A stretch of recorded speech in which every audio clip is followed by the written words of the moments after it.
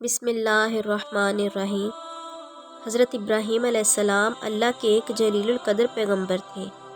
ان کی دو بیویاں تھیں۔ پہلی بیوی سارہ تھی، جبکہ حضرت ابراہیم علیہ السلام نار نمرود سے اللہ کے حکم سے بچا لیے گئے اور نمرود تباہ و برباد ہو کر جہنم کے سپرد کر دیا گیا، تو حضرت ابراہیم علیہ السلام اپنی بیوی حضرت سارہ علیہ السلام کو لے کر پہلے فلسطین اور پھر فلسطین سے ہوتے ہوئے مصر کی طرف چلے گئے۔ اس وقت کا فرعون انتہائی ظالم اور جابر تھا۔ اس کی گمراہی کا یہ عالم تھا کہ وہ ہر خوبصورت عورت کو اس کے شوہر سے چھین لیا کرتا اور اسے اپنے ہوس کا نشانہ بناتا۔ جب حضرت ابراہیم علیہ السلام مصر میں داخل ہوئے تو اس درندہ صفت بادشاہ نے حضرت ابراہیم علیہ السلام سے حضرت سارہ علیہ السلام کو چھین لیا، لیکن اللہ تعالیٰ کی مدد اور مہربانی سے وہ ظالم اپنے غلط ارادے سے باز آیا۔ نہ صرف رک گیا بلکہ نہایت عزت و تکریم سے حضرت سارہ علیہ السلام کو حضرت ابراہیم علیہ السلام کے حوالے کیا، بلکہ اس نے اپنی بیٹی جن کا نام ہاجرہ تھا انہیں حضرت ابراہیم علیہ السلام کے نکاح میں دے دیا اور پورے عزت اور احترام سے حضرت ابراہیم علیہ السلام کو رخصت کر دیا۔ حضرت ابراہیم علیہ السلام بی بی ہاجرہ کو لے کر مصر سے نکل آئے اور مدین میں آ کر مقیم ہو گئے۔ یہاں آپ علیہ السلام نے اللہ تعالیٰ سے دعا فرمائی، اے باری تعالیٰ، میں ابھی تک اولاد جیسی نعمت سے محروم ہوں، مجھے اولاد صالحہ عطا فرما تاکہ دنیا میں میرا کوئی وارث ہو اور جس سے میری نسل چلے۔ اللہ تبارک و تعالیٰ نے ان کی دعا قبول فرمائی اور حضرت ہاجرہ علیہ السلام کے بطن سے وقت مقررہ پر حضرت اسماعیل علیہ السلام پیدا ہوئے۔ حضرت اسماعیل علیہ السلام کی پیدائش پر حضرت ابراہیم علیہ السلام اور بی بی ہاجرہ بہت خوش ہوئے، لیکن بشری اور فطری طور پر بی بی سارہ کو بڑا رشک ہوا اور ان پر حضرت اسماعیل علیہ السلام کی پیدائش بڑی شاق گزری۔ اور چونکہ زمانہ قدیم میں پہلی بیوی گھر کی ملکہ اور دوسری اس کی خادمہ کی حیثیت رکھتی تھی، سو سارہ علیہ السلام نے حضرت ابراہیم علیہ السلام کو تنگ کرنا شروع کر دیا کہ میں ہاجرہ علیہ السلام کو اپنے گھر میں برداشت نہیں کرتی، لہٰذا اسے کہیں اور چھوڑ آؤ جہاں یہ دونوں مجھے نظر نہ آئیں، میں انہیں برداشت نہیں کر سکتی۔ حضرت ابراہیم علیہ السلام کو بی بی سارہ علیہ السلام کی یہ بات از حد بری لگی، لیکن اللہ کا حکم آیا کہ برداشت کرو اور جو سارہ کہتی ہے وہی کرو۔ اللہ کی رضا پر حضرت ابراہیم علیہ السلام نے سر تسلیم خم کر دیا اور بی بی ہاجرہ علیہ السلام اور حضرت اسماعیل علیہ السلام جو اس وقت شیر خوار یعنی کہ دودھ پیتے بچے تھے ان کو لے کر گھر سے نکل آئے اور اسی جگہ جہاں آج بیت اللہ یعنی کہ خانہ کعبہ ہے لے آئے۔ سورۃ ابراہیم آیت نمبر 37۔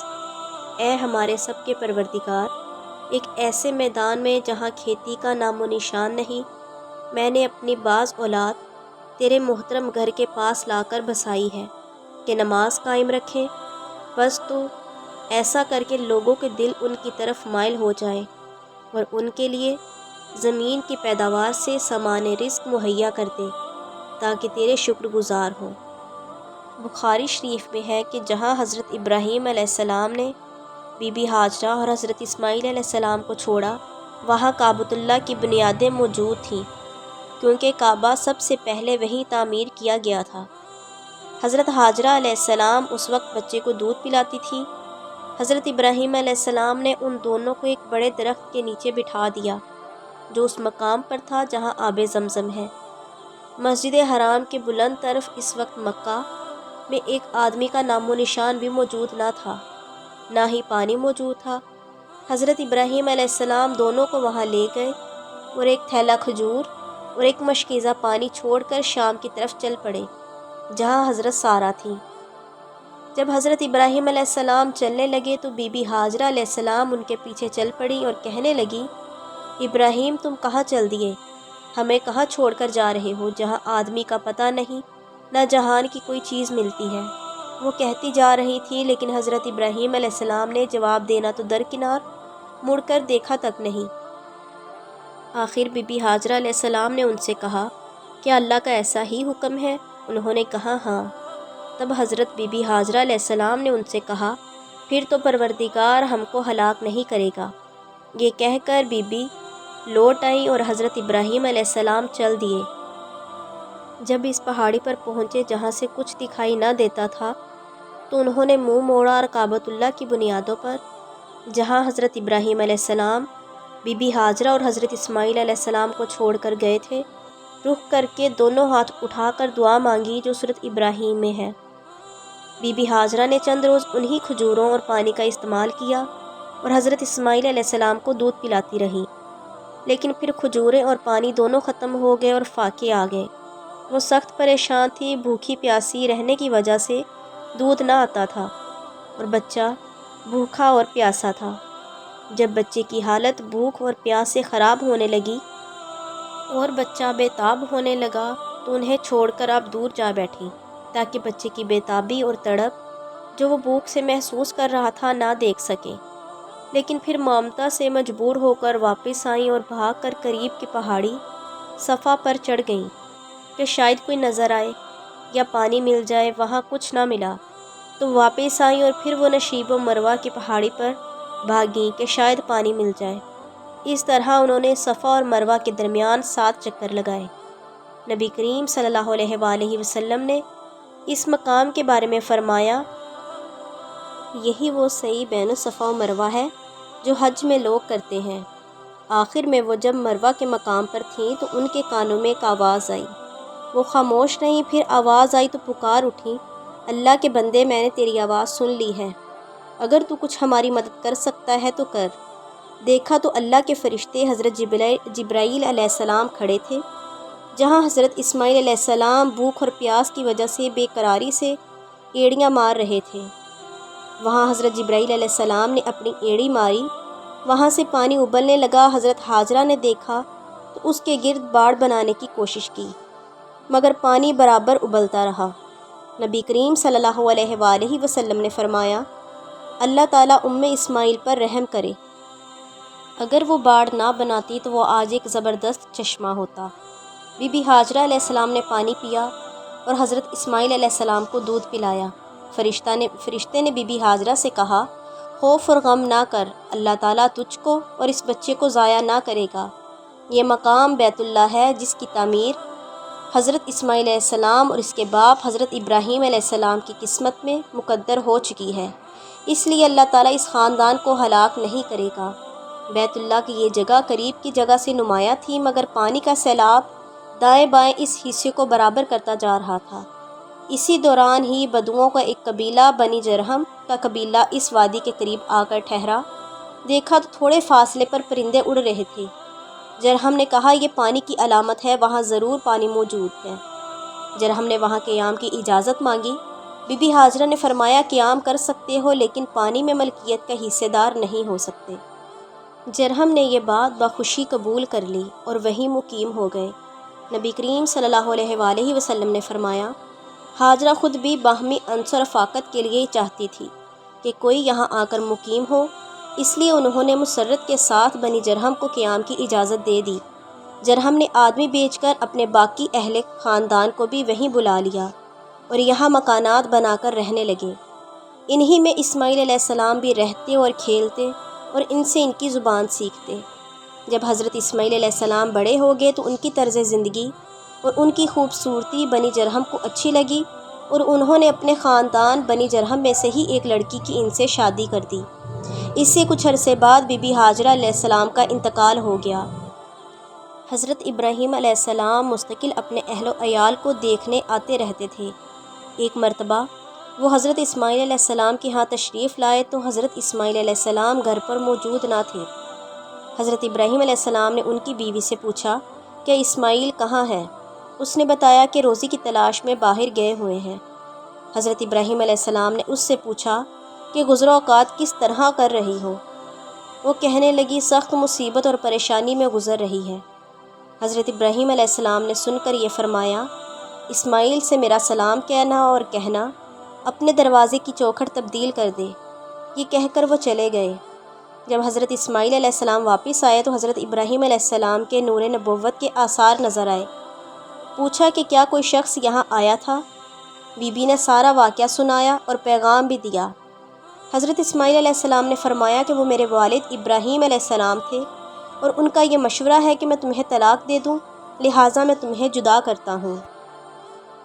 حضرت اسماعیل علیہ السلام نے پھر دوسری شادی کر لی۔ ایک مرتبہ حضرت اسماعیل علیہ السلام کی عدم موجودگی میں حضرت ابراہیم علیہ السلام تشریف لائے اور حضرت اسماعیل علیہ السلام کی بیوی سے وہی سوالات کیے۔ بی بی نے کہا اللہ کا شکر اور احسان ہے، اچھی طرح گزر رہی ہے۔ پوچھا کیا کھانے کو ملتا ہے؟ بی بی نے جواب دیا گوشت۔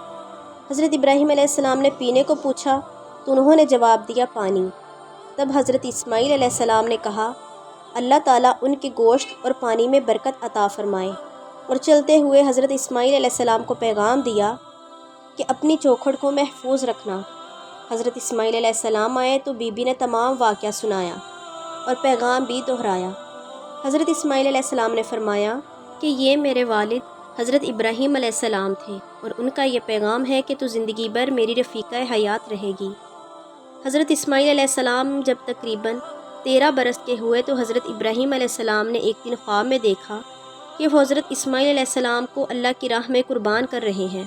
اس پر انہوں نے حضرت اسماعیل علیہ السلام کو بتایا کہ بیٹا اللہ کی مرضی ہے کہ میں تمہیں اللہ کے راستے میں قربان کر دوں۔ اس پر سعادت مند بیٹے نے کہا اے والد، اگر اللہ کی یہی مرضی ہے تو اس کی رضا پوری کریں، میں اس کی رضا پر صابر و شاکر رہوں گا۔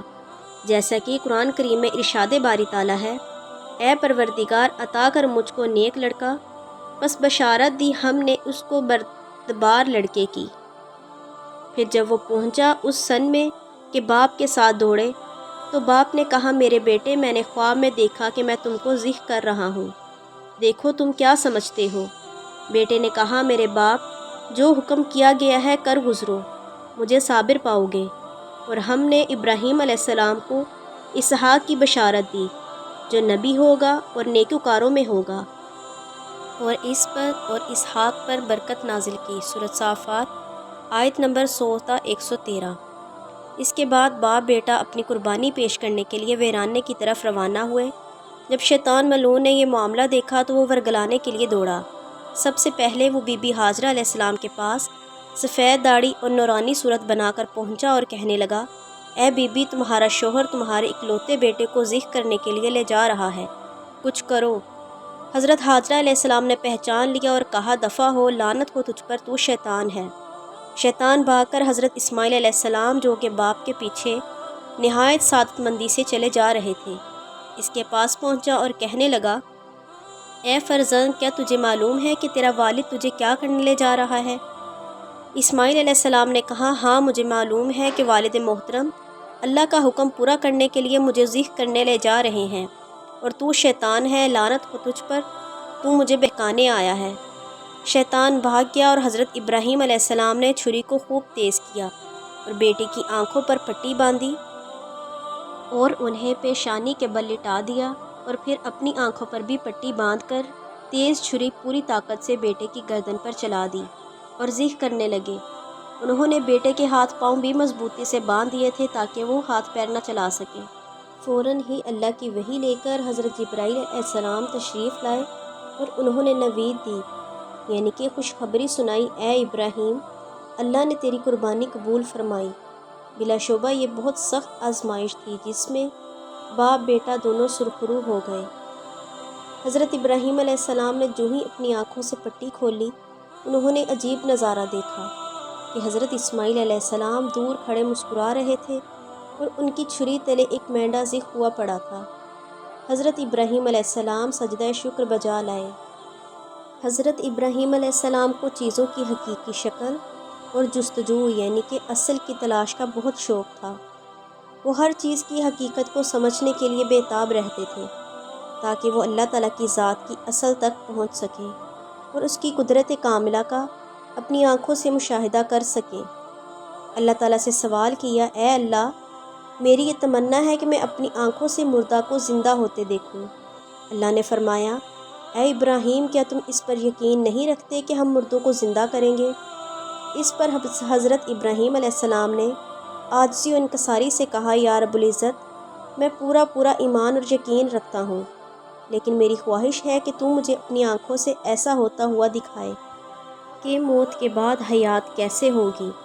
اللہ تعالیٰ نے فرمایا ایسا ہے تو 4 پرندے لو، انہیں اپنے ساتھ سداؤ کہ تمہاری آواز پہچان کر تمہارے پاس دوڑے آئیں، اور پھر ان کے ٹکڑے ٹکڑے کر کے ان کے سر اور پنجے نشانیاں لگا کر اپنے پاس رکھ لو۔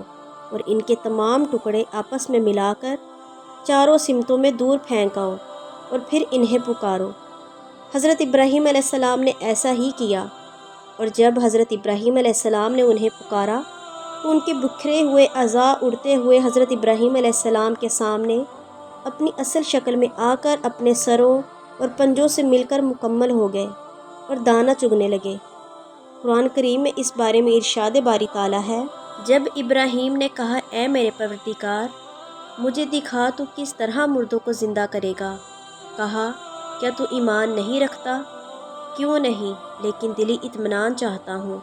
کہا بس 4 پرندے لے، پھر ان کو اپنے ساتھ مانوس کر، پھر رکھ دے ہر پہاڑ پر ان کے جز ڈال کر، پھر انہیں پکار، وہ آئیں گے تیرے پاس دوڑتے ہوئے، اور تو جان بے شک اللہ تعالیٰ غالب ہے، حکمت والا ہے۔ سورۃ بقرہ آیت نمبر 260۔ حضرت ابراہیم خلیل اللہ نے پرانی بنیادیں اللہ کے حکم سے ڈھونڈ نکالیں اور اس عظیم معمار نے خانہ کعبہ کی عمارت کی دیواریں کھڑی کرنا شروع کر دیں۔ حضرت اسماعیل علیہ السلام ان کی مدد فرماتے رہے اور اینٹ، گارا اور پتھر اٹھا کر لاتے رہے۔ آخر کار کعبۃ اللہ مکمل ہونے کو آیا تو جبرائیل علیہ السلام حجرہ اسود لے آئے اور ابراہیم علیہ السلام نے اسے خانہ کعبہ میں نصب فرما دیا۔ بیت اللہ تعمیر ہو گیا تو اللہ تبارک و تعالیٰ نے ابراہیم علیہ السلام کو بتایا کہ خانہ کعبہ مسلمانوں کے لیے قبلہ اور ہمارے سامنے جھکنے کا نشان ہے، اس لیے یہ توحید کا مرکز قرار دیا جاتا ہے۔ تب ابراہیم علیہ السلام اور حضرت اسماعیل علیہ السلام نے دعا مانگی کہ اللہ تعالیٰ ان کو اور ان کی ذریت یعنی کہ باقی ماندہ لوگوں کو عبادت کرنے اور زکوٰۃ دینے کی توفیق دے اور ان کی روزی میں برکت عطا فرمائے، اور تمام دنیا میں مسلمانوں کو اس طرف متوجہ کرے کہ وہ دنیا کے ہر کونے سے آئیں اور حج کریں اور ہدایت اور رشد کے اس مرکز میں جمع ہو کر اپنی زندگی کو سنواریں اور اللہ کی رحمتیں سمیٹیں۔ بیت اللہ کے بارے میں قرآن پاک میں ارشاد ہے، بلا شبہ پہلا گھر جو انسانوں کے لیے اللہ کی عبادت کا مرکز بنایا گیا وہ یہی خانہ کعبہ عبادت گاہ ہے جو مکہ میں ہے، برکت والا اور تمام انسانوں کے لیے سرچشمہ ہدایت۔ اس میں دین حق کی روشن نشانیاں ہیں۔ مقام ابراہیم یعنی کہ ابراہیم کے کھڑے ہو کر کعبۃ اللہ تعمیر کرنے اور عبادت کرنے کی جگہ، جو اس وقت سے لے کر آج تک بغیر کسی شک و شبے کے مشہور و معین رہی ہے۔ جو کوئی کعبۃ اللہ کی حدود میں آ گیا وہ امن و حفاظت میں آ گیا، اور پھر اللہ تعالیٰ کی طرف سے یہ بات ضروری ہو گئی کہ اگر اس تک پہنچنے کی استطاعت پائیں تو اس گھر کا حج کریں، اور جو اس حقیقت سے انکار کرے اور اس مقام کی پاکیزگی اور حقیقت کا اعتراف نہ کرے تو یاد رکھو اللہ کی ذات تمام دنیا سے بے نیاز ہے، وہ اپنے کاموں کے لیے کسی شخص یا قوم کا محتاج نہیں۔ سورۃ آل عمران آیت نمبر 96 تا 97۔ اگر آپ کو یہ ویڈیو اچھی لگے تو چینل کو سبسکرائب کر دیں اور بیل آئیکن کو پریس کر دیں تاکہ مزید نئی آنے والی ویڈیوز کا نوٹیفیکیشن آپ کو مل سکے۔